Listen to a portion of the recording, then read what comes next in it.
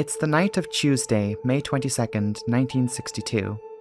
At Chicago's O'Hare Airport, it's the peak of the evening rush, and the terminals are choked with passengers bustling in and out. It's the 1960s, and air travel looked very different to what we know in the 21st century. There is no security lines, the terminal is filled with cigarette smoke, and passengers queue for an unusual service of this bygone era: flight insurance. In this age, before security screenings, passengers just walked directly to the gate without any need for bag inspections or x-rays. Continental Airlines Flight 11 is but one of numerous flights leaving tonight. In fact, it's one of the last planes this evening flying out to the West Coast. Its destination, Los Angeles via Kansas City. Having just flown in from California, the crew are being swapped out with new pilots and flight attendants taking the reins for the return journey.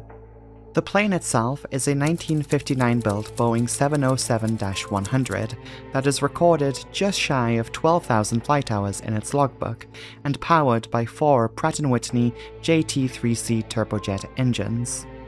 For the flying public in the early 1960s, the world was still getting used to these new jet airliners that have been populating the skies over recent years, slashing journey times, soaring higher and faster than any of the old-timey propliners.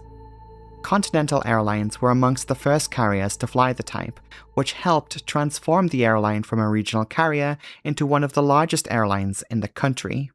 It was an exciting time to be an airline pilot, and so far few have been lucky enough to command the 707.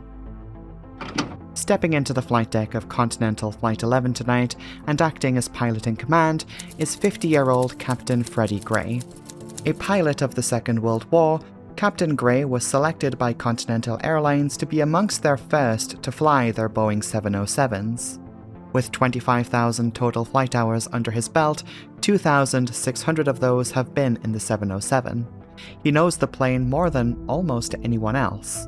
He is joined tonight by 41-year-old First Officer Edward Sullivan with over 14,000 flight hours, and Second Officer Roger Allen, age 32. Before boarding the aircraft, the pilots reviewed their flight plan for their first leg of tonight's journey to Kansas City. It is only expected to be a short flight of around 1 hour, but the route is plagued with rough weather tonight. A severe weather warning has been issued with heavy thunderstorm activity between Chicago and Kansas City. A cold front and prefrontal squall lines are spanning across part of the route they were expected to fly through. There may even have been tornadoes out there. Such the weather can be in the Midwest at this time of year. Having reviewed the situation, the crew plan to fly around the weather to the north. It doesn't cause a great deal of concern to them, but it may be a bit bumpy up there. In the terminal, boarding is called for the flight to Los Angeles via Kansas City. Only 37 passengers have checked in for this first portion of the journey, a light load for the Boeing 707, but the plane is expected to fill up in Missouri. Most of the passengers are business travelers, almost all of them men. Passenger Dale Horn is traveling home with some very exciting news to tell his wife. He's just been hired by the Emory Freight Company for an office position in Chicago. Also on board is 27-year-old Takehiko Nakano. He is originally from Tokyo, Japan, but lives in Illinois working as an engineer. Takehiko is just one of 3 foreigners on board. 5 flight attendants are in the cabin tonight, the most senior of which is 39-year-old David Olson, who has the official title of Director of Passenger Services, which is a fancy way of saying he was the head flight attendant. He's overseeing the 4 young stewardesses who are all in their 20s, the youngest being just 20 years old. With seemingly all of the passengers on board, the stairs are pulled away from the plane. However, the gate agent handling the flight is notified of 2 last-minute passengers. 34-year-old Thomas Doty and his business partner Geneva Fraley, also age 34, have rushed through the airport to make the flight, and with the stairs disconnected, it looks like they may have missed it. Mrs. Fraley is booked in being the only woman flying as a passenger tonight, and along with her partner, the 2 of them are planning to open a home furniture business the following month. In the 1960s, the rules were rather lax when it came to this sort of thing. Most of the time these days, once the gate is closed, you're just not getting on.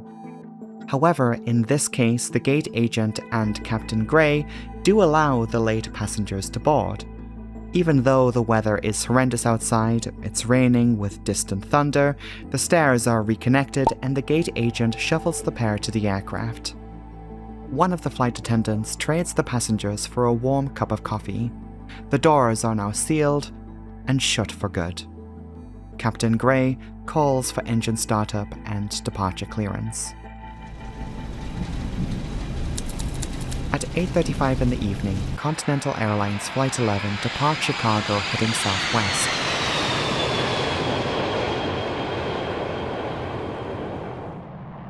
Outbound of Chicago, Flight 11 joins an airway where they report position at Bradford, Illinois at 8:52. They have just reached their cruising altitude of 39,000 feet, and so far, everything is normal. By 9 p.m., the 707 is approaching the Mississippi River. With the autopilot handling much of the flying, the flight crew are more concerned about the weather situation en route. They do have an onboard weather radar, and from their observations and their review of the forecasts, they know there is a squall line between them and Kansas City. So it now becomes a situation of executing that detour they know they have to do. But now the crew are being handed off from Chicago to a new controller stationed in Waverly, Iowa. From there, conversation returns to their weather situation, but the crew are unsure if Waverly can see the squall line they're trying to avoid on their radar. Turns out they could. In fact, Waverly informs them that there were 3 squall lines in the area. In this instance, the storm can be navigated either to the north or to the south. Waverly suggests a southern deviation, but Continental 11 instead opts for the northern route around the storm. To be honest, it's only a minor change of course in the grand scheme of things, and after passing much of it, the plane was able to rejoin its airway using the Kirksville VOR. However, Flight 11 instead requests a direct route to Kansas City from their position. This was approved, and the 707 changes course again. There is still turbulence in the air. The flight attendants shakily push through with their service on board. Passengers are stumbling about slightly as they make their ways to and from the lavatories. But then again, they should be on the ground soon enough anyway. It's now 9:10 in the evening. They have only been at cruising altitude for a little over 15 minutes, but just as quickly as they climbed, they must soon begin their descent. But Waverly needs to hand the flight over to someone who controls the airspace in Kansas City before a descent clearance is given. They try picking up the phone to call them, but frustratingly, Kansas City are slow to respond to Waverly. They do try again, but still, no luck getting through. After a couple minutes, the pilots offer a solution themselves. They transmit the following message. Okay, we can probably reach them on our radios. Do you want to send us over? And these are the last known words from the flight. Their final radio message. They would never contact Kansas City. A few more minutes go by without a word from the flight. But then, at 9:17, Continental 11's transponder ceases transmission. Radar screens in Waverly and in Kansas City start returning a fractured and fading image of the aircraft. No one was quite prepared for the catastrophe that had just occurred. An explosion on board destroys the entire tail section of the plane. The Boeing 707 instantly becomes uncontrollable, entering a nosedive. The pilots are left stunned. As an effect of the explosion, the cabin has obviously depressurized, and a thick fog envelops the cockpit and cabin, making it hard to see much of anything at all. It would have been very disorienting. Captain Gray and his crew reach for their oxygen masks and the emergency checklist.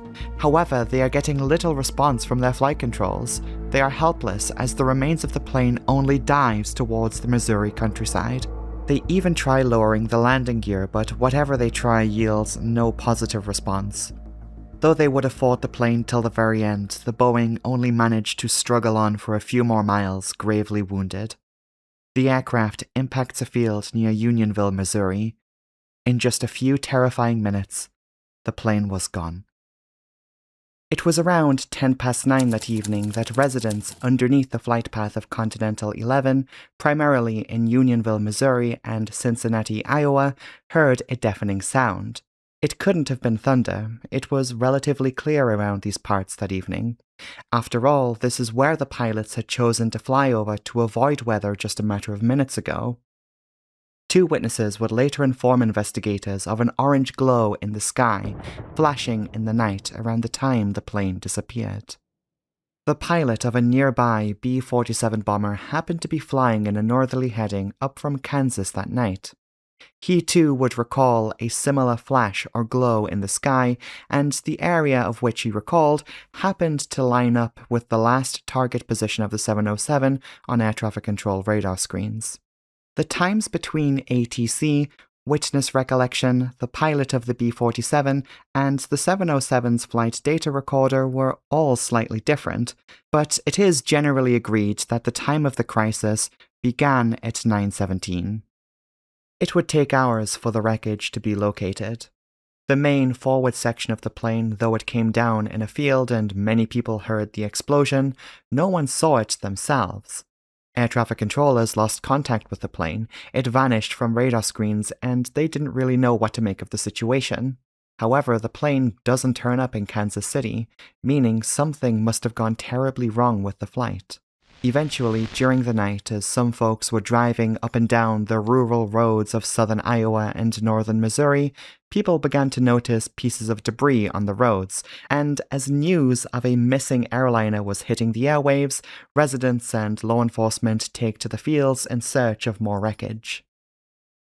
It wasn't until about 2:45 in the morning that a few residents discovered the main fuselage wreckage on their own field.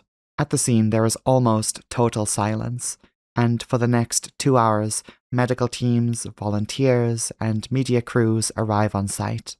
The cockpit had dug itself into the ground, the pilots inside, lifeless. It's a similar scene in the cabin wreckage, dozens of lifeless bodies all slumped over with oxygen masks on. It is a devastating scene, but just when it looked like there were no survivors, there was one sign of life. A light moan was heard coming from the twisted remnants of the cabin, a sole survivor calling for help. Following the unmistakable sound of human pain, 27-year-old Takehiko Nakano is discovered alive. He is gravely injured, but alive. By this point, doctors were already on site and were immediately able to administer first aid. He was given water and just someone to talk to. By the time he was rescued at around 5:30, he had survived around 8 hours in the night here calling for help. He was transported to the nearest hospital in Centerville, Iowa, but unfortunately he passes away at 6:50 in the morning. This leaves us with the loss of an airliner and the lives of 45 people. For air crash investigators, their work was only just beginning. With early speculation pinning the blame on the weather, that became an easy narrative that the media ran with. That said, suspicion quickly arose when the FBI caught wind of explosive evidence being found on wreckage fragments and some human remains that were found on and near a tree miles away from the main crash site. Though from that one can easily ascertain the troubling scenario that presents, a thorough investigation still needs to be completed. The responsibility for that fell to the US Civil Aeronautics Board, and they published their accident report with their analysis. So, let's take a closer look at that. To begin with, not all of the plane was at one site. We already know the plane broke apart, but for investigators in 1962, the forward main bulk of the wreckage was only the first piece of the puzzle. In fact, we can roughly map out the other locations of interest on the map. Most of the forward part of the plane came down here in the field nearby to Unionville, Missouri. Not all, but most of the wing structure was also found in the same area, but the 4 engines had broken away from the wings due to excessive stress. All of them were found in different locations but clustered in a roughly half-a-mile area, and all of them had also been at least partially buried into the ground. Much of the other wreckage can be traced back from the main crash site in a northeasterly direction from where the plane came. There are a few significantly larger pieces that we can point out here. A nearly 9-meter long section of the left wing, the outboard panel and tip of the left wing, the horizontal stabilizer and elevator assembly, and then there was the vertical stabilizer or tail fin that was found along with structural fixtures and skin of a small section of the aft fuselage. Countless numbers of smaller fragments had also been blasted across a massive debris field. Torn up pieces of luggage, seating cushions, carpets, and other shredded tiny pieces were whisked as far as 120 miles away. There was, however, a significant chunk of the plane that couldn't immediately be accounted for. A 6-meter section of the aft fuselage towards the back end of the cabin was seemingly missing. At least that's how it appeared based on the larger sections of the wreckage. Those parts could be reimagined, put back together if you will, leaving this section absent. What happened in this missing part of the plane may yield answers, and therefore became the prime focus of the investigation. Here's the thing. It turns out that this section of the plane would be recovered in the form of an endless collection of smaller fragments. All of the pieces that were thought to have come from this missing section were consolidated and sorted through a tedious process by which investigators placed each piece back into its place with the help of 2 wire mock-ups, one for external pieces and one for the interior. Piece by piece, a distinctive pattern began to emerge. Remains of the plane were getting smaller and smaller as if they were emanating from a central focal point. The area where wreckage fragments became the smallest all belonged to the right side lavatory in the rear of the cabin. At the same time, when investigators took a closer look, the tail wreckage yielded some interesting details. Tissue paper, pillows, a handle from the lavatory that read "Assist," and a small amount of blood were found lodged in various places between the structural frames of the rear fuselage and the tail fin, as if they had been blown in there. From how things were looking, it appeared that there was an explosion originating from the right side rear lavatory, specifically from inside of the trash bin. Now, investigators at the time didn't know what caused that yet, but let's be honest, likely explanations to explain this pattern of damage are few and far between. Investigators ruled out in-flight fire, structural or systems failure, and even a mid-air collision, either involving another aircraft or a foreign object. They also ruled out metal fatigue, which was a big one because this was less than 10 years after the de Havilland Comet disasters, though based on what was presented in the wreckage pattern, the telltale signs of metal fatigue were not there. Instead, wreckage indicated a blasting outward, similar to that of an explosion from within the plane. Confidently knowing that there was an explosion on board, fragments from the suspect origin area were sent for further analysis. At this point, there is really only one answer as to what happened here, isn't there? The Civil Aeronautics Board was lying. This was not an accident. The results of analysis of residue from the immediate blast zone area returned a result of dynamite. A bomb had been planted on board the aircraft. The question now is who done it?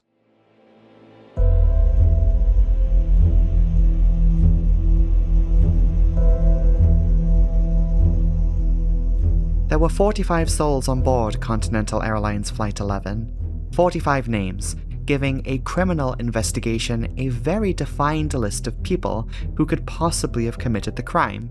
The extent of the crime and the motive is not fully known to us just yet, but where the bomb exploded lends itself to one key detail. Knowing the explosion specifically came from the trash bin of the aft right lavatory, this kind of means that it had to have been the plot of someone already on board. So, in other words, this appears to be a bombing.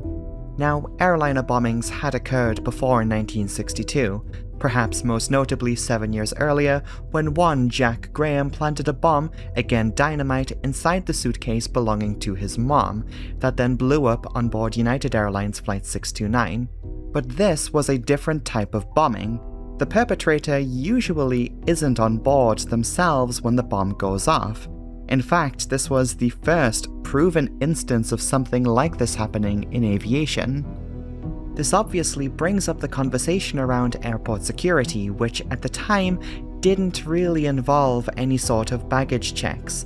Passengers could just walk from check-in right up to their aircraft and get on board without any kind of inspection.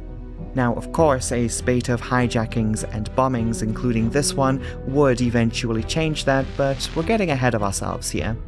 Who was the assailant who brought down Flight 11? How about the last person to use that lavatory?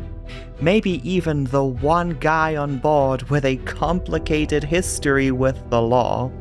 The same dude whose records show just days earlier had purchased multiple life insurance policies worth hundreds of thousands of dollars. 34-year-old Thomas Doty was implicated by the FBI in being responsible for the loss of the aircraft. So, who was this man? And why did he decide to commit this crime?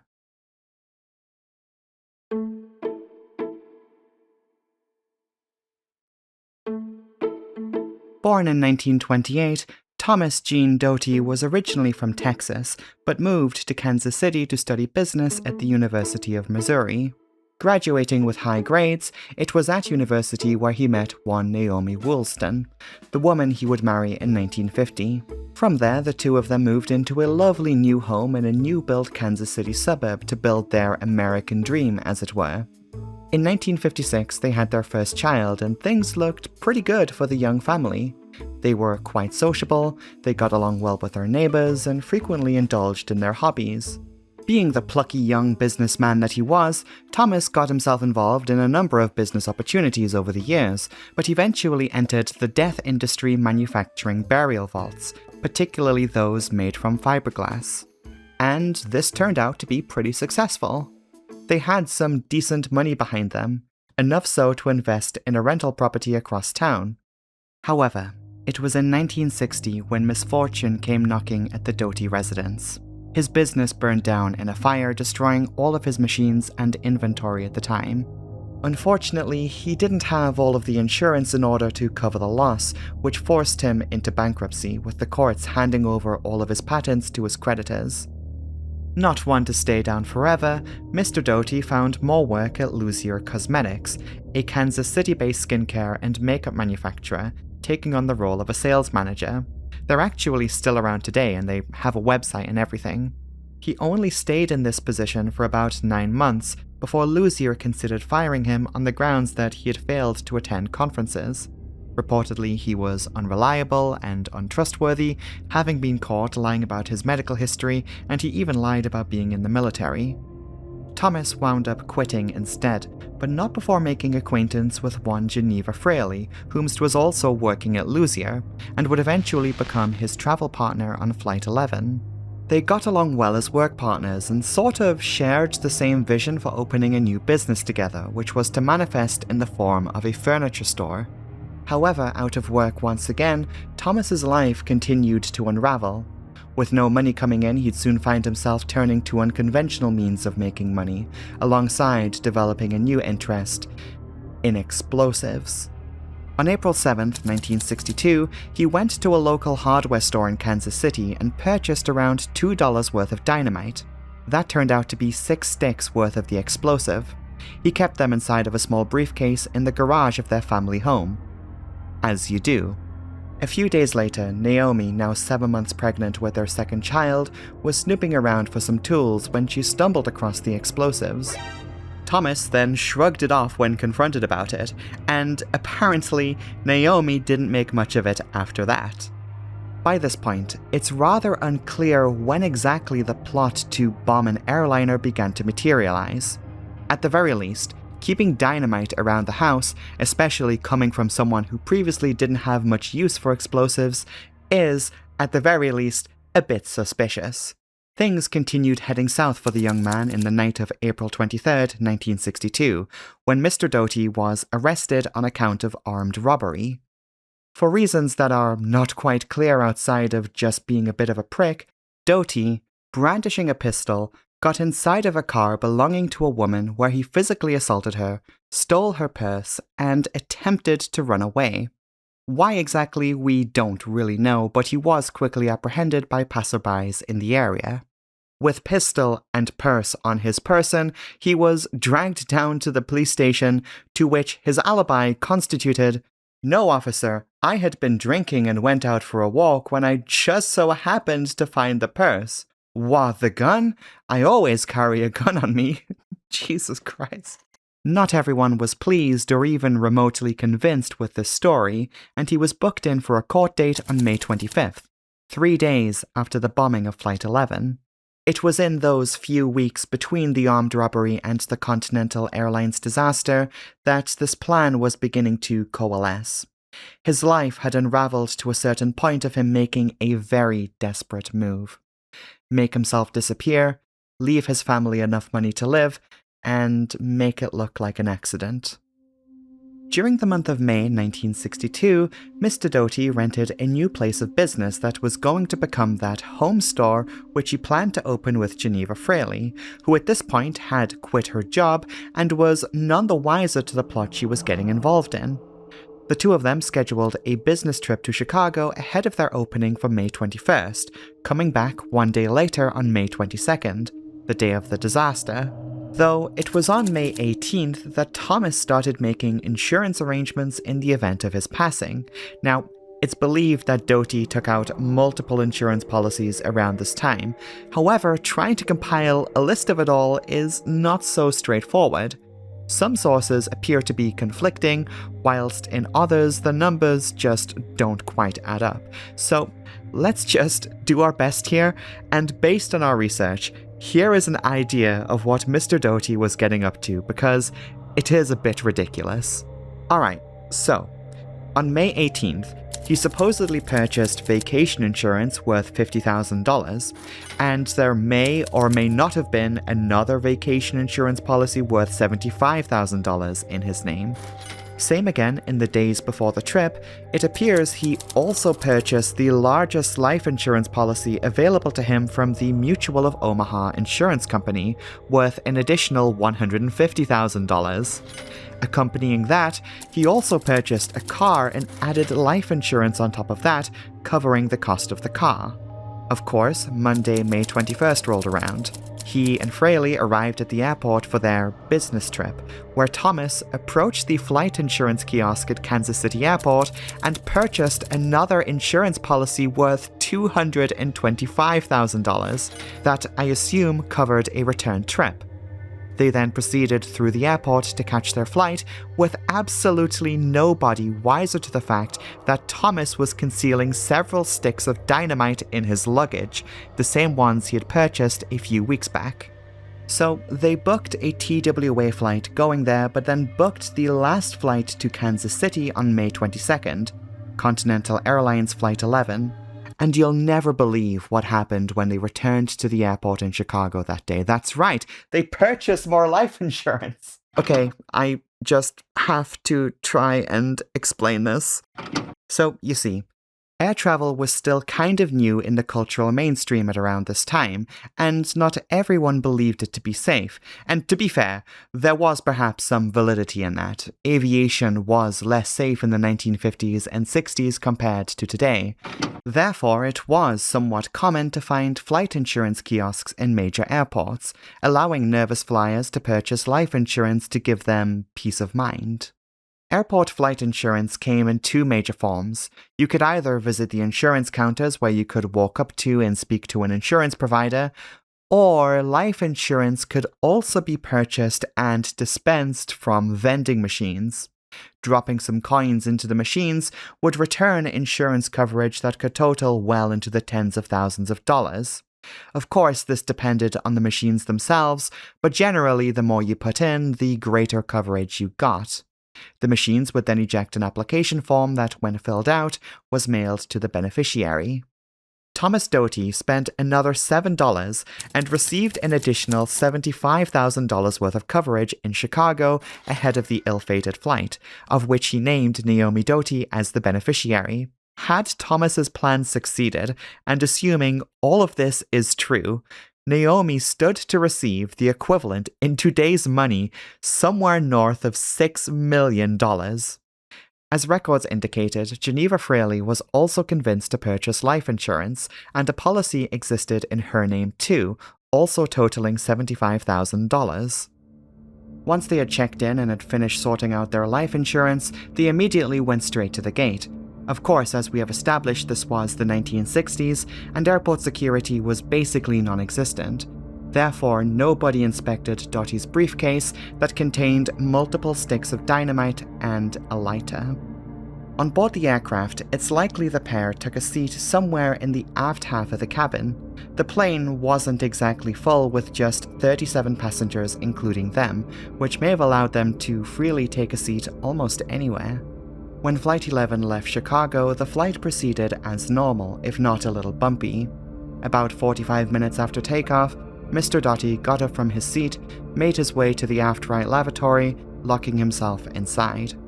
He took out the dynamite, lit the fuse, and then shoved it into the trash bin by the sink. The motive behind the bombing of Continental Airlines Flight 11 was life insurance fraud. When the insurance companies inevitably suspected foul play, they refused to pay out when Naomi did try to collect. When all was said and done, all she received in the end were refunds for what Thomas had originally paid, amounting to roughly $12.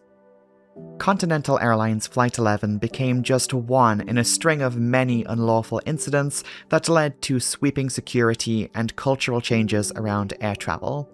Though it wasn't until the 1970s that airport security began to resemble what we think of today, with metal detectors, X-ray machines, item restrictions on luggage, and those long lines that travelers have become oh so familiar with.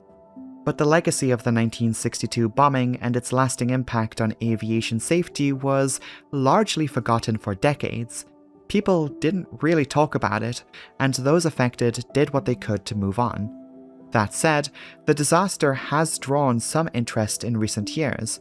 Books have been written that have preserved the memory of those lives that have been lost. It's because of efforts like these that we know all that we do today about the tragedy. In the summer of 2010, an official memorial was erected in Unionville, Missouri, the closest town to the main crash site, with a 50th anniversary memorial service taking place there in 2012.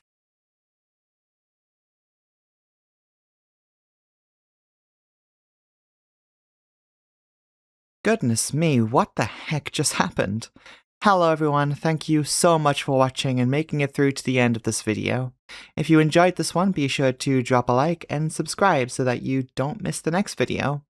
Oh, and whilst you're there, hand over all of your high points. Apparently this is a new thing YouTube is getting us used to, so yeah, I'll be taking your high points too, please. Thank you. But yeah, what the heck happened here? I don't really know. I think the last 6 weeks whilst I was making this has just been a bit of a blur. Trying to unpack this dude's history has been not difficult, but just annoying. Sources were rather inconsistent on a lot of details, forcing me to straighten out the story myself. But we got there in the end, we made a solid video, and now we can look towards the next video, which from what it looks like could be a pretty rough one. I will keep you posted about it though over on the community tab. All the more reason to subscribe and hit the notification bell. That said, it is that time. It is Patreon time. A massive thanks goes out to my lovely Patreon supporters who have continued to generously financially contribute to the channel. Their names are scrolling on the screen right now, so if you do see your name here, a massive thanks to you. So be sure to thank them on your way out here. Their contributions go a long way in keeping my videos independent, and they have also kept them sponsor-free for quite some time now. But things have been changing and we may have to start taking a few sponsors soon, so just giving you all a heads up on that. I'm not going to start shilling for War Thunder or anything like that. I do like to think that I have standards as in when I do my sponsorships, so we'll see. Anyway, we do have some shoutouts to get through, as always, so we'll begin with the business class tier patrons, with a thank you in order of which they joined to Matthias Naimanen and Disco. Yay! And then we have the lovely new first class tier patrons, in order of which they joined. A big thanks to Paul Maxey and Calliope Cleopatra. What absolute legends. Thank you so much. If you yourself would like to support the channel further, you can always join the Disaster Breakdown Patreon from just £1 per month, and the link to that will be in the pinned comment below. And of course, all patrons get early access to all new videos at least 2 days before they go out publicly. Now, if you would like to keep up with me and my ongoings as well as regular video progress updates, you can find me on my social media, but I am most active these days in my Discord server. Links to all of those will also be in the description and the pinned comment. That's it from me today. Thank you all so much for watching, and I will see you all next time. Goodbye!